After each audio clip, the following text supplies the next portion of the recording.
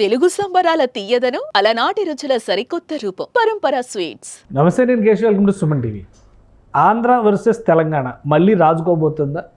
వరుస పెట్టి తెలంగాణ నేతలు కొంతమంది ఏపీ రాజకీయ నాయకుల్ని టార్గెట్ చేయడం వెనుక వ్యూహం ఇదేనా? ఇటీవల చంద్రబాబు నాయుడు ప్రస్తావన చేశారు బీఆర్ఎస్ పార్టీ అధినేత కేసీఆర్. ఇప్పుడు కవిత డిప్యూటీ సీఎం పవన్ కళ్యాణ్ పైన విరుచుకుపడుతున్నారు. ఆయన ఒక సీరియస్ పొలిటీషియన్గా కన్సిడర్ చేయడానికి కూడా అవకాశం లేదంటూ తీవ్ర వ్యాఖ్యలు చేస్తున్నారు. దీనికి కారణం ఏంటి? మరొకసారి సెంటిమెంట్ రాజకీయం తెలంగాణలో జోరందుకునే అవకాశాలు కనిపిస్తున్నాయా? ఈ అంశాన్ని విశ్లేషించేటువంటి ప్రయత్నం చేద్దాం. మనతో పాటు అనలిస్ట్ చంద్ర శ్రీనివాస్ గారు. శ్రీనివాస్ గారు నమస్కారం. నమస్కారం కేశవ్ గారు. కవిత గారు చేసిన వ్యాఖ్యలు అంతకు ముందర కేసీఆర్ గారి నుంచి అది డైరెక్ట్ వర్డ్ టు వర్డ్ అయితే రాలేదు, కానీ ఆయన అనుండొచ్చు అనేటువంటి ప్రచారం ఎక్కువ జరిగింది. ఎందుకు మళ్ళీ ఏపీ ఇప్పుడు వాళ్ళ బాధలు పడుతున్నారు కదా, పునర్నిర్మాణమా లేదంటే డెవలప్మెంటా, కూటమి, డబుల్ ఇంజిన్ సర్కార్ అని వాళ్ళ కుస్తీ వాళ్ళు పడుతున్నారు. బట్ ఇక్కడ నుంచి మాత్రం ఆంధ్ర గురించి చర్చ ఎక్కువే జరుగుతున్నట్టు అనిపిస్తుంది. ఏం జరుగుతుంది అంటే ఇప్పుడు ఐడెంటిటీ క్రైసిస్ అని మనం అనుకుంటాం. అంటే నేను ఫామ్లో లేనప్పుడు నేనున్నానని చెప్పి చూపించుకోవటం, అవతల బలమైన వ్యక్తిని, ఎందుకంటే దేశ ప్రధాని మోదీ గారు ఈయన పవన్ గారు తుఫాన్ అన్న సమయంలో అదే వ్యక్తిని విమర్శిస్తే కొద్ది మీడియాలో కూడా అటెన్షన్ ఉంటుంది కదా, అటెన్షన్ కోసం పాపం పరితపిస్తున్నట్టుగా ఉన్నారు కవిత గారు. సరే, ఇన్నాళ్ళు లేని ఆమె మొన్న ఈ మధ్య తిహార్ జైల్లో లిక్కర్ స్కామ్లో కేశవ్ గారు ఒక మహిళ, ఒక ఎమ్మెల్సీ ఉండి, ఒక ముఖ్యమంత్రి గారి కుమార్తె, ఆయన స్ట్రెంత్, పవన్ కళ్యాణ్ స్ట్రెంత్ ఏందో కేటీఆర్ గారికి తెలుసు. పలు సందర్భాల్లో పవన్ గారిని పొగిడిన మాట వాస్తవం. మరి ఈమె మొన్న మార్క్ శంకర్ గాయపడిన దానికి కూడా కేటీఆర్ గారు ట్వీట్ చేశాడు తొందరగా రికవరీ కావాలి. ఏమో వ్యాఖ్యలు విచిత్రంగా ఉంది. సమయం సందర్భం కాదు. అసందర్భంగా ఆమెను మాట్లాడిన బ్రాడ్కాస్ట్లో ఆమెను మాట్లాడిన యాంకర్ అడిగిన ప్రశ్నకి ఏం సమాధానం చెప్పాలా? పవన్ కళ్యాణ్ గారి పట్ల అంటే is not a serious politician అని అన్నారు. మరి ఈమె సీరియస్ పొలిటీషియన్. సరే, సీరియస్ పొలిటీషియన్ అంటే ఏంటి? ఈమెలాగా తిహార్ జైలుకి వెళ్ళి రావాలా, లిక్కర్ స్కామ్లు ఇరుక్కోవాలా, లేకపోతే జగన్మోహన్ రెడ్డి గారి లాగా 10 years నుంచి బెయిల్ మీద ఉండి 16 నెలలు జైలు జీవితం గడపాలా? అంటే ఈ ఎగ్జాంపుల్ ఈమె అన్న మాట అర్థం కావట్లా. అదే సమయంలో ఈరోజు ఒక పత్రికలో చూసినప్పుడు పోరాట యోధుడు జగన్మోహన్ రెడ్డి గారు అంటున్నారు. ఆయనలో ఏమి నచ్చింది, ఈయనలో ఏమి నచ్చలేదు ఏమికి? పోరాట యోధుడు అంటే 151 నుంచి 11 సీట్లకి రావటం పోరాట యోధుడా? అదే అర్థం కావట్లేదు. ఇప్పుడు అదే సమయంలో 100% స్ట్రైక్ రేట్తో వచ్చి దేశంలోనే ఒక రోల్ మోడల్గా నిలిచిన, దశాబ్దన్నర పోరాడిన పవన్ కళ్యాణ్ గారు నీకు కనపట్లేదా? దేశ ప్రధాని మోదీ ఈయన పవన్ గారు తుఫాన్ అన్నది నీకు కనపట్లేదా? మరి ఇంకేం కావాలి? ఇప్పుడు పక్క రాష్ట్రం ఏం కనపడుతుందో చెప్పండి. పవన్ కళ్యాణ్ తెలంగాణ రాజకీయాల్లోకి ఎంటర్ అవబోతుంది. అది బాధ. అదే కరెక్ట్. అలాంటి సంకేతాలు ఏమైనా ఉన్నాయి? స్పష్టమైన సంకేతాలు. బీజేపీ కొన్ని ఇండికేషన్స్ అయితే ఇచ్చింది. సేమ్ ఏపీ మోడల్ ఇక్కడ రావచ్చు, తెలుగుదేశం, జనసేన, బీజేపీ. అలాంటి పరిణామాలు ఏమైనా జరుగుతున్నాయి? అటు కేసీఆర్ గారు చంద్రబాబు నాయుడు గారిని టార్గెట్ చేయడం, ఇటు పవన్ కళ్యాణ్ గారిని టార్గెట్ చేయడం. సో ఆ ఈక్వేషన్ ఏమైనా నడుస్తుందా? అంతే అండి. ఇక్కడ గ్యాప్, ఇక్కడ అవకాశం కనుచూపు మేరలో కనపట్ల. దశాబ్దం పైన వీళ్ళు నీళ్లు, నిధులు, నియామకాలనే ఇదితో వచ్చారు. వచ్చిన సందర్భంలో అనేక ఆరోపణలు దోచుకోవటం అన్నట్టుగా ప్రాజెక్టులు కానీ అనేక ఆరోపణలు వచ్చిన మాట వాస్తవే. కానీ ప్రజలు కాదనుకున్నారు. రేవంత్ రెడ్డి రూపేణ ఒక అవకాశం కాంగ్రెస్కి ఇచ్చారు. దశాబ్దం తర్వాత తెలంగాణ ఇచ్చిన కాంగ్రెస్కి ఆ రాష్ట్రం పూర్తిగా పోయింది. ఈ రాష్ట్రంలో దశాబ్దం తర్వాత అవకాశం వచ్చింది.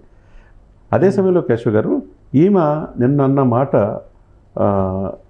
ఇరు రాష్ట్రాల మధ్య కొద్దిగా రెచ్చగొట్టే ధోరణిలో ఉంది కానీ జనం చాలా తెలివిగలరు. వాళ్ళు అన్నదమ్ముల్లా కలిసిపోయారు.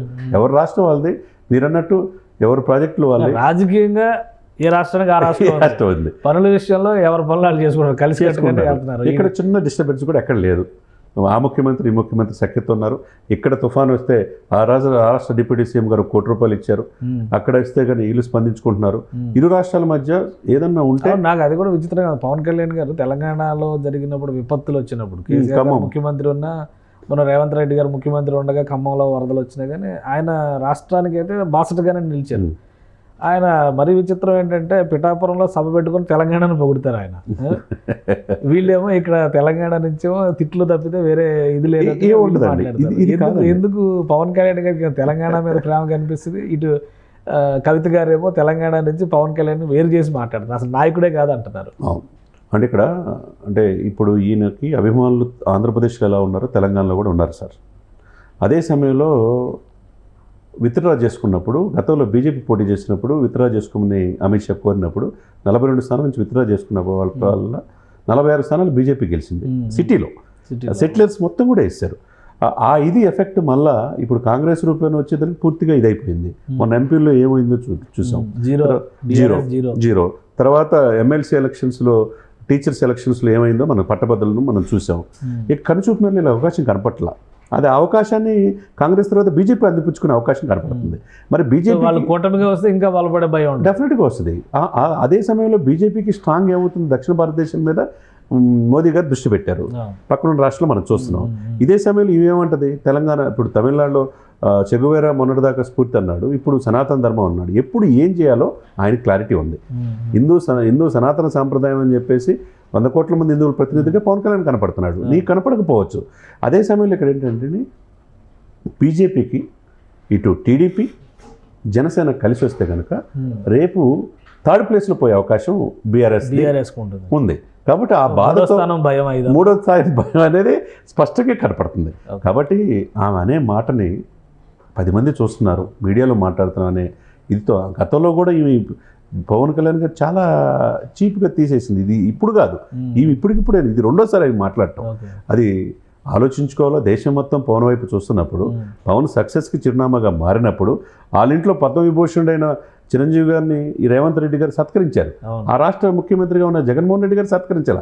మరి అప్పుడు ఏమన్నారు, అప్పుడేమైంది, వీరుడు ధీరుడు అని ఈ రోజున మోదీ గారు, ఇప్పుడు మీరు జగన్మోహన్ రెడ్డి గారిని ప్రశంసిస్తున్నారే, మరి ఏమైంది? కానీ ఇక్కడ ఏంటంటే మనం అంతా లోకం చూస్తుంది.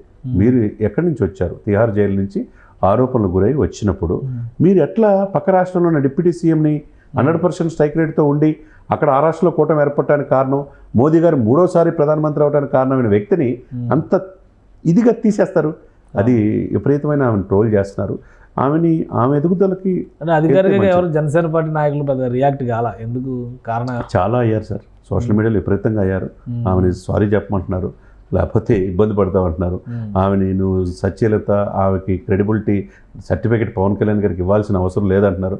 కాబట్టి ఇక్కడ ఉనికిని బీఆర్ఎస్ రోజు రోజుకి దిగజారిపోతుంది, ప్రజల్లో చులకనవుతూ ఉంది.